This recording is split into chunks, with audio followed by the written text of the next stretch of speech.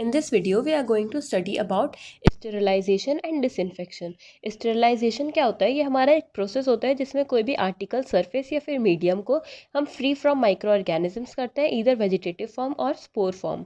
एक टर्म आता है हमारा एंटीसेप्सिस। एंटीसेप्सिस क्या होता है? ये एक टेक्निक होती है जिसमें हमारा इन्फेक्शन जो होता है लिविंग टिश्यू में वो हम प्रिवेंट करते हैं। इसमें जो केमिकल यूज़ होता है वो होता है हमारा एंटीसेप्टिक्स।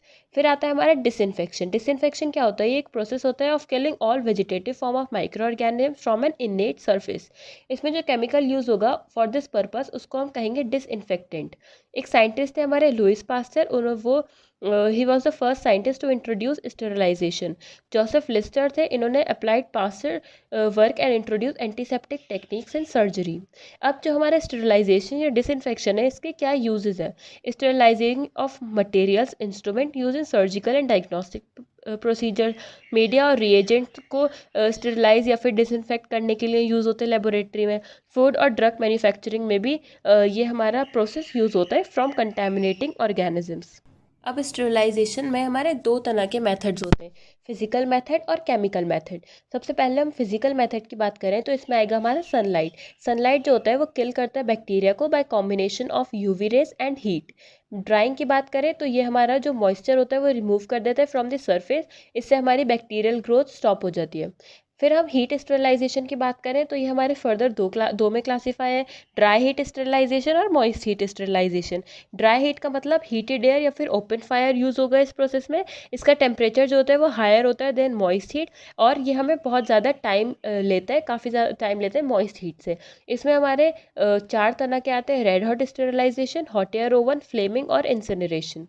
अगर मॉइस्ट हीट की बात करें तो ये हमारा यूज़ होता है फॉर हीट सेंसिटिव मटेरियल और उन मटेरियल्स के लिए through which heat steam is permeable. इसमें कल्चर मीडिया भी स्टेरिलाइज हो सकता है थ्रू मॉइस्ट हीट स्टेरिलाइजेशन। ये हमारे तीन पार्ट में क्लासीफाई होते हैं। बिलो 100 डिग्री सेंटीग्रेड अगर हीट देंगे तो उसमें आएगा पास्चराइजेशन और इंस्पिसेशन। एट 100 डिग्री देंगे हीट तो आएगा बॉइलिंग और टिंडलाइजेशन। अबव 100 डिग्री देंगे तो उसमें आएगा हमारा ऑटोक्लेव। फिर एक आता है हमारा, अब सबसे पहले हम बात करते हैं ड्राई हीट स्टेरिलाइजेशन की। इसमें सबसे पहला आएगा हमारा hot air oven. Hot air oven क्या होता है? ये हमारा वर्क करता है on the principle of dry and hot air convection. मतलब इसमें हमारा जो हीटेड एयर होता है वो सर्कुलेट होता है बाय ग्रेविटी और बाय मैकेनिकल मेथड। ये हमारा मोस्ट वाइडली यूज मेथड होता है for sterilisation and dry heat. ये हमारा इसमें कितना टेम्परेचर होता है हमारा 50 to 300 डिग्री सेंटीग्रेड। ये हमारी फिगर है हॉट एयर ओवन की।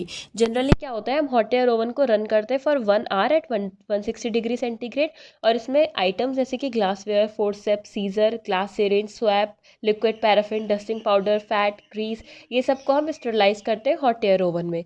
नेक्स्ट आता है हमारा रेड हॉट स्टेरिलाइजेशन। ये यूज़ किया जाता है for sterilisation of nichrome wire loop, stabbing wire, tips of forcep और heated on open flame until they become hot red. इसका नाम से पता चल रहा है रेड हॉट स्टेरिलाइजेशन। इसको हम जब तक हीट करेंगे जब तक वो हॉट रेड कलर का हमें अपीयर नहीं हो जाएगा। नेक्स्ट आता है हमारा फ्लेमिंग। फ्लेमिंग क्या होता है? इस प्रोसेस में हम ग्लास स्लाइड जो होता है या फिर ग्लास वेयर के जो माउथ होते हैं उनको हम ओपन फ्लेम से पास करवाते हैं। फिर आता है हमारा इंसिनरेशन। ये हमारा ओपन बर्निंग ऑफ हॉस्पिटल वेजेस in a furnace. Incineration is defined as burning of hospital wastages in furnace.